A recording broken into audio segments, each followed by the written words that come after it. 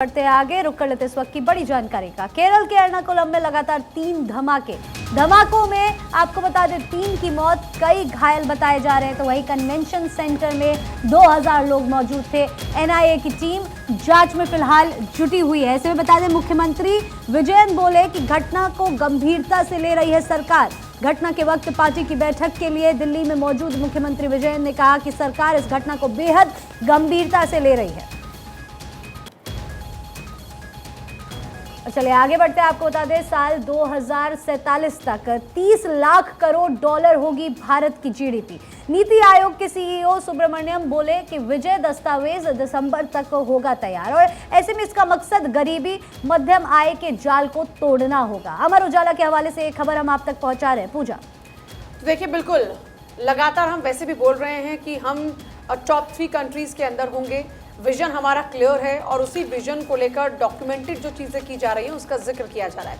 मकसद है जो हम विजन लेकर चले, इसमें गरीबी और मध्यम आय के जो लोग हैं वो इस जाल से, इस जंजाल से बाहर निकले। नीति आयोग के सीईओ सुब्रमण्यम कह रहे हैं कि विजन दस्तावेज दिसंबर तक तैयार हो जाएगा और इसी के तहत भारत किस तरीके से आगे बढ़ेगा वो एकदम आप ये मानकर चलिए कि जो स्ट्रैटेजी रहेगी, जो तरीका रहेगा वो सब तैयार होगा। और देखिए भारत का स्वर्ण भंडार भरा, आरबीआई की सोने की होल्डिंग 800 टन तक पहुंच गए। 2015 में जारी एसजीपी की पहली किश्त नवंबर में आने वाली है। आरबीआई ने साल 2018 में सोना खरीदना शुरू किया था। लिस्ट में यूएस टॉप पर है। यूएस के पास है 68.6% सोना।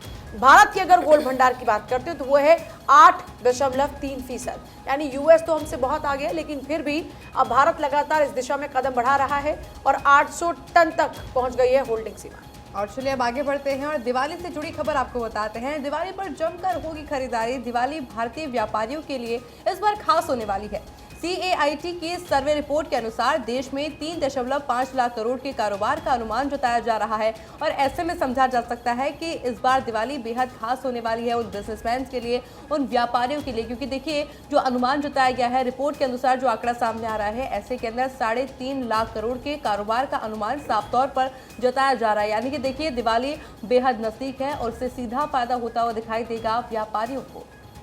आगे बढ़ते हुए देखिए अखबारों में और कौन कौन सी खबरों का जिक्र है। भारतीय बना रहे चाइनीज फोन से दूरी, भारतीयों को आईफोन सबसे ज्यादा पसंद। चाइनीज स्मार्टफोन का मार्केट शेयर घट रहा, सबसे ज्यादा सैमसंग एप्पल फोन की सेल रही आईडीसी की तरफ से और एनबीटी में इस खबर को प्रमुखता से बताया गया। मेरे पास इस वक्त दैनिक जागरण है। दैनिक जागरण के अर्थ जागरण पेज में भी एक छोटा सा कॉलम है। एप्पल इंडिया का शुद्ध लाभ 76% बढ़ा है। वित्त वर्ष 2022 और 23 के दौरान एप्पल इंडिया को कुल 2229 करोड़ रुपए का शुद्ध लाभ हुआ। 21-22 के मुकाबले 76% ये ज्यादा, यानी कि एप्पल यानी आईफोन लवर्स अब यहाँ पर ज्यादा बढ़े और चाइनीज फोन इनफैक्ट आने वाले समय में महिमा जब मैन्युफैक्चरिंग इंडिया में होगी, जब आईफोन यहाँ बन रहे होंगे क्योंकि उनकी प्राइसेस और कम हो जाएगी, तो चाइनीज मार्केट तो यहाँ पर खत्म होता हुआ ही नजर आ रहा है। बहरहाल आगे बढ़ते हुए आपको बता दें 4 दिन में दोगुनी हो गई प्याज की कीमतें। 80 से 50 रुपए किलो में बिक रहा है अब प्याज।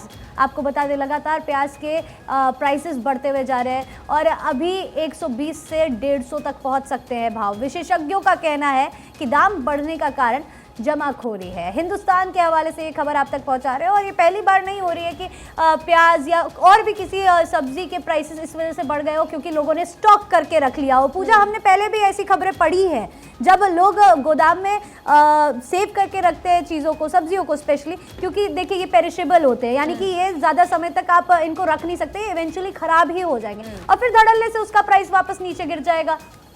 और देखिए अभी हाल ही में टमाटर के दाम तो सबको याद होंगे जो 250-300 तक भी पहुंच गए थे और उसके साथ साथ सारी सब्जियां महंगी हो गई थी। उस दौरान में प्याज भी महंगा हुआ था, लेकिन इस बार अभी प्याज की कीमतों में लगातार इजाफा हो रहा है। अभी मौजूदा अगर हालातों की बात करते हैं तो 80 से 100 रुपए किलो प्याज बिक रहा है। कल तक हम बात कर रहे थे 80 रुपए किलो प्याज की कीमत हो चुकी है और आज जब सुबह हम आपके सामने खबरों को लेकर आए हैं तो बात हो रही है 100 रुपए किलो प्याज की। और जानकारी ये है कि आज 100 है तो कल को 120 हो सकता है और परसों 150 तक भी हो सकता है। हालांकि सरकार इसको लेकर प्रयास कर रही है, इंपोर्ट जो है वो बढ़ाया जा रहा है। इसके अलावा बड़ी बात यह है कि अभी जो प्याज की जमाखोरी है उसको कम करने की कोशिशें की जा रही हैं। अलग अलग तरह के एक्सपोर्ट इंपोर्ट जिस तरीके से जिसको बैलेंस किया जा सकता है वो प्रयास अभी सरकार करती हुई नजर आ रही है। और चलिए आगे बढ़ते हैं। एसबीआई के ब्रांड एम्बेसडर बने हैं महेंद्र सिंह धोनी। प्रमोशनल कैंपेन में निभाएंगे भूमिका। एसबीआई के चेयरमैन दिनेश खारा ने कहा कि हमारे ब्रांड के लिए परफेक्ट चॉइस है धोनी। दैनिक भास्कर और नई दुनिया के हवाले से ये खबर, जहां पर खबर को प्रमुखता के साथ दिखाया गया है, यानी कि देखिए साफ तौर पर समझा जा सकता है कि नया फेस एसबीआई के ब्रांड एम्बेसडर महेंद्र सिंह धोनी बन चुके हैं। माफी चाहूंगी आयुषी, यहाँ पर तुम्हें टोक रही हूं, लेकिन महेंद्र सिंह धोनी एक ऐसा चेहरा है जो किसी भी ब्रांड के लिए परफेक्ट फेस है।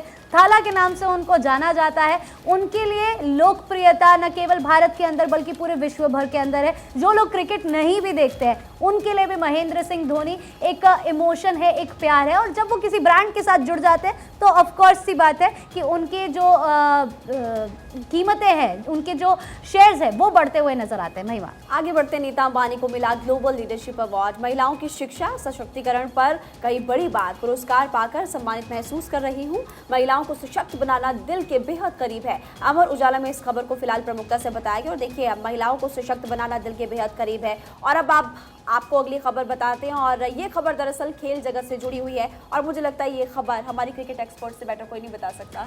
चलिए आगे बढ़ते हुए आपको बता दें, वर्ल्ड कप फिलहाल भारत के अंदर चल रहा है। हर कोई इस बात से वाकिफ है। और भारत की लगातार छठी जीत, सिक्सर मारते हुए विन का यहाँ पर भारत नजर आई है। वर्ल्ड कप में इंग्लैंड को 20 साल बाद हराया है। डिफेंडिंग चैंपियन 129 पर ऑल आउट हो गई है। वही टीम है जिसके पास 2019 में वर्ल्ड कप था। शमी ने 4 विकेट और बुमराह ने 3 विकेट लिए। रोहित शर्मा ने 87 रनों की कप्तानी पारी खेली। और उसके बाद आपको बता दें कि कुछ ऐसे चेहरे थे जिनसे उम्मीद बहुत ज्यादा थी। फिर चाहे हम बात करें विराट कोहली की, फिर चाहे हम बात करें शुभमन गिल की। विराट कोहली से हम एक्सपेक्ट कर रहे थे कि वो 49 सेंचुरी अपने वनडे क्रिकेट के करियर का यहां पर लगाकर सचिन तेंदुलकर की बराबरी करेंगे, लेकिन इस मैच में हमें ये देखने को नहीं मिला। इनफैक्ट इस वर्ल्ड कप में ये पहला डक है विराट कोहली का, यानी कि पहली बार इस वर्ल्ड कप में 0 पर आउट होते हुए वो नजर आए। लेकिन आगे बढ़ते हुए आपको बता दें कि पीसीबी कंगाल नजर आ रहा है। बिना वेतन के वर्ल्ड कप खेल रही है पाकिस्तानी टीम।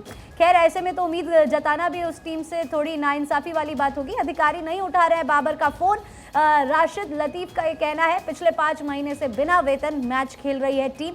पत्रिका की एक खबर हम आप तक पहुंचा रहे हैं। इससे पहले देखिए, एशिया कप में हमने देखा था पाकिस्तान को, और उसके बाद अब लगातार वर्ल्ड कप में भी अच्छा परफॉर्म करने की कोशिश कर रही है। कर भले नहीं पा रही है टीम, लेकिन उम्मीदें पूरी आवाम को, पाकिस्तान की आवाम को है टीम से।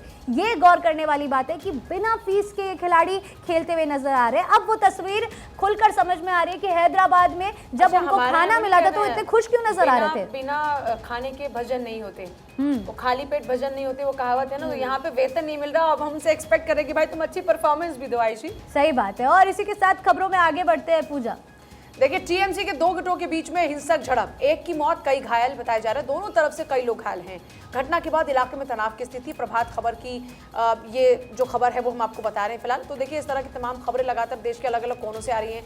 टीएमसी के 2 गुटों के बीच हिंसक झड़प, आपको याद होगा जब वहां पर चुनाव हो रहे थे पंचायत वाले, उस दौरान में भी वहां पर इस तरह की तस्वीरें सामने आई थी। 2 गुट आपस में इतने ज्यादा भिड़े थे, कितना ज्यादा उस वक्त हिंसा बरपी थी। और अभी फिर से देखिए इस तरह की तस्वीरें आ रही हैं। एक की मौत हो गई, टीएमसी के 2 गुटों के बीच में ही आपस में झड़प हुई और इतनी ज्यादा हिंसक झड़प हुई कि दोनों तरफ से कई लोग घायल हो गए, 2 लोगों की जान भी चली गई। घटना के बाद इलाके में तनाव की स्थिति भी बताई जा रही है।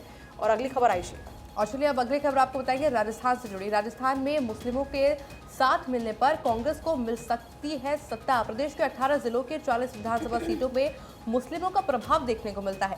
ऐसे में देखिए 24 सीटों पर मुस्लिम मतदाता हार और जीत तय करते हैं। 2008 की अगर बात की जाए तो कांग्रेस ने 40 में से 21 सीटों पर जीत दर्ज कर ली थी और सरकार अपनी बना ली थी।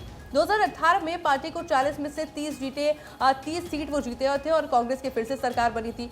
2013 की अगर हम बात करें तो 2013 में बीजेपी ने 40 सीटों में से 30 पर जीत दर्ज की थी और अपनी सरकार बना ली थी। इस बार कांग्रेस ने 40 में से 6 ही सीटों पर मुस्लिम प्रत्याशी उतारे हैं। दैनिक भास्कर में इस खबर को प्रमुखता के साथ में दिखाया गया है। पर देखिए, इससे ये तो साफ हो जाता है कि जिन्होंने इन सीटों पर कब्जा जमा लिया उसकी सरकार बना तय माना जा सकता है। आगे बढ़ते, नई वंदे साधारण एक्सप्रेस वारी बंदर पहुंची। जल्द ही ट्रायल रन की संभावना है। अनारक्षित टिकट यात्रियों के लिए 22 डिब्बे में रखे गए हैं। सीआर के एक अधिकारी ने भी जानकारी दी कि ट्रेन में नई बैठने की सुविधा होने वाली, यानी कि नई तरीके की सुविधा यहाँ पर रखी जाएगी। नई ट्रेन में स्लीपर कोच भी होने वाले हैं। इंडियन एक्सप्रेस में इस खबर को फिलहाल प्रमुखता से बताया गया। और इसी के साथ आगे बढ़ते हुए आपको बता दें कि मोरबी के 1 साल बाद दंपत्ति आईवीएफ की ओर रुख करते हुए नजर आए। गोद लिए गए बच्चों को अपने खोए हुए बच्चों के नाम देते हैं। मच्छू नदी पर झूला पुल ढहने से मारे गए थे 135 लोग। और साथ ही बता दें कि कांताबेन मुचड़िया के 3 बेटों की भी मौत हुई थी। हमने देखी थी वो तस्वीरें, कितनी दर्दनाक थी। एंड आई एम श्योर हम जितने भी लोग यहाँ पर फिलहाल मौजूद हैं, हम लोग इस खबर को ब्रेक करते हुए आपको बता रहे थे कि कितना बुरा हाल वहाँ पर लोगों का था, जो अपने रिलेटिव्स को ढूंढ रहे थे, जो अपने बच्चों को ढूंढ रहे थे, या जो बच्चे अपने माँ बाप को ढूंढ रहे थे इस ब्रिज के ऊपर, इस ब्रिज के टूटने की वजह से। पूजा, क्षण भर में चेहरों पर जो मुस्कान थी वहां पर मातम पसर गया, क्षण भर में सब कुछ बदल गया। और उसके बाद क्योंकि देखिए एक ही परिवार के 3 बच्चे एक साथ चले गए, ऐसे में जो परिवार है वो IVF का रुख कर रहे हैं। आगे बढ़ते हैं, पंजाब के खेल मंत्री गुरमीत सिंह हेयर ने की सगाई। गुरमीत सिंह हेयर ने मेरठ की गुरबीन से सगाई की है। सेरेमनी में दोनों ने एक दूसरे को अंगूठी पहनाई। 7 नवंबर को चंडीगढ़ के फॉरेस्ट हिल में शादी होगी। समारोह में कई राजनीतिक हस्तियां भी शामिल होने वाली हैं। 8 नवंबर को रिसेप्शन होगा। अमर उजाला के हवाले से खबर है। और चलिए अब खबरों में आगे बढ़ेंगे। मंगल ग्रह पर एक बार फिर से उड़ेगा हेलीकॉप्टर। हेलीकॉप्टर का वजन 1.8 किलो है और नासा ने इसका नाम इंजेनिटी रखा गया है। इंजेनिटी नाम रखा गया है और इंजेनिटी कार्बन फाइबर से बना हुआ है। डॉक्टर जे बॉब बलराम इंजेनिटी को उन्होंने डिजाइन किया है। भारतीय मूल के लिए है डॉक्टर जे बॉब बलराम। अमर उजाला के अंदर इस खबर को प्रमुखता के साथ दिखाया गया है। यानी कि देखिए साफ तौर पर अब समझा जाए तो मंगल ग्रह पर अब एक बार फिर से हेलीकॉप्टर उड़ता हुआ नजर आएगा।